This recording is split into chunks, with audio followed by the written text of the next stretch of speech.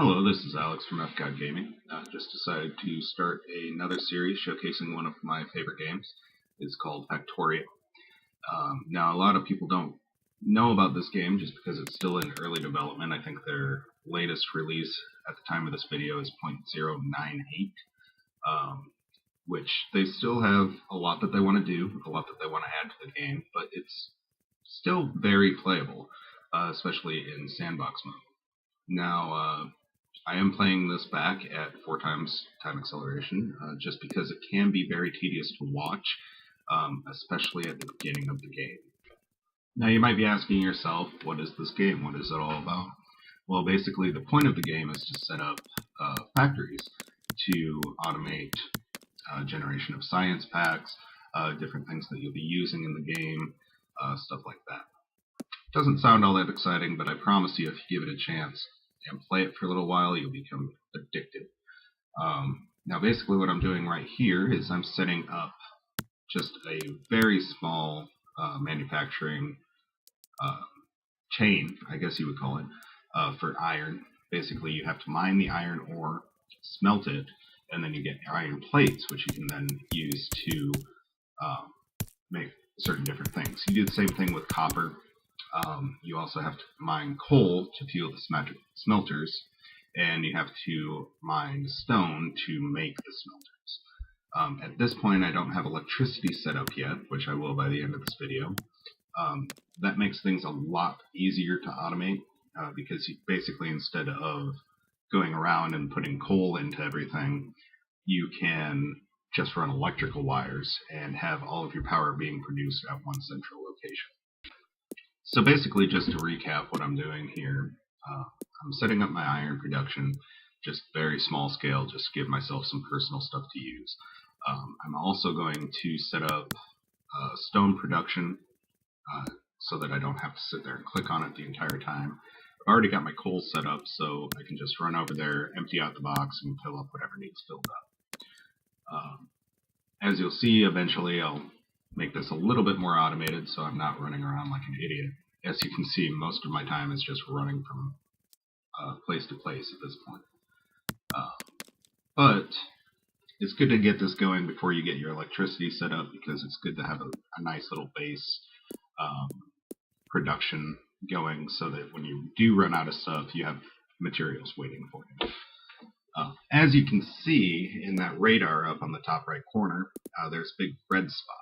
Now what that is that's a big enemy base, which will probably have to be one of my top priorities as far as taking care of.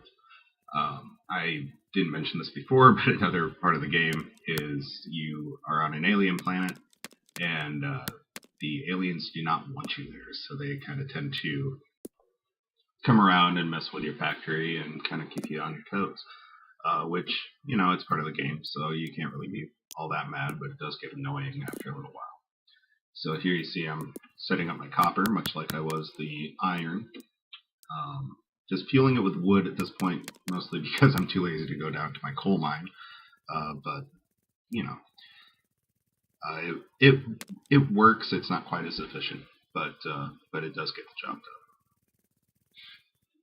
So, now that I have a steady supply of iron and a steady supply of coal set up, I think I'm ready to start making electricity.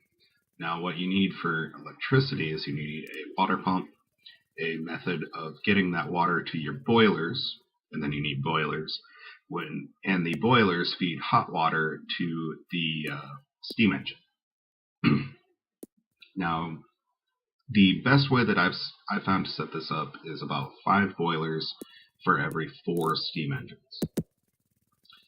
And if you get more than that, you kind of lose out on your efficiency a little bit.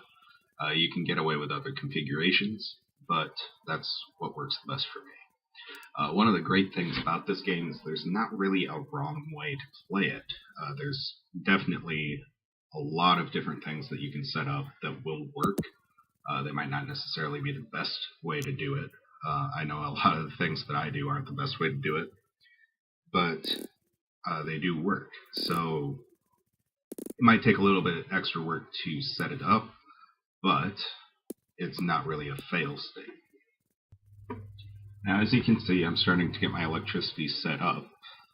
Eventually, I'm going to want those fed by my coal mine, and automatically bring the coal into the boilers with inserters, which I have set up. Right now, I'm using those conveyor belts that I build, which early on are kind of expensive.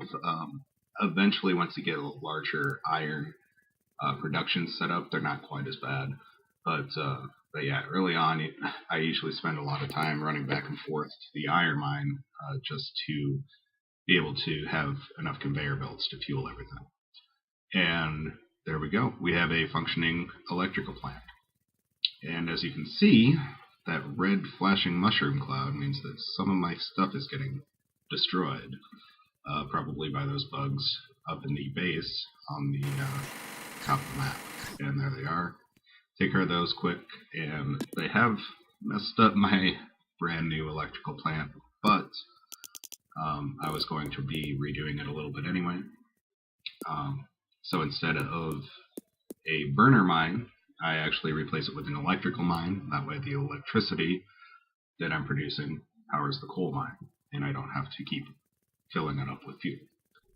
In the next episode, I'm going to be basically converting all of my other mines into electrical, setting up a larger iron mine and a larger copper mine, and probably dealing with those nasties up top.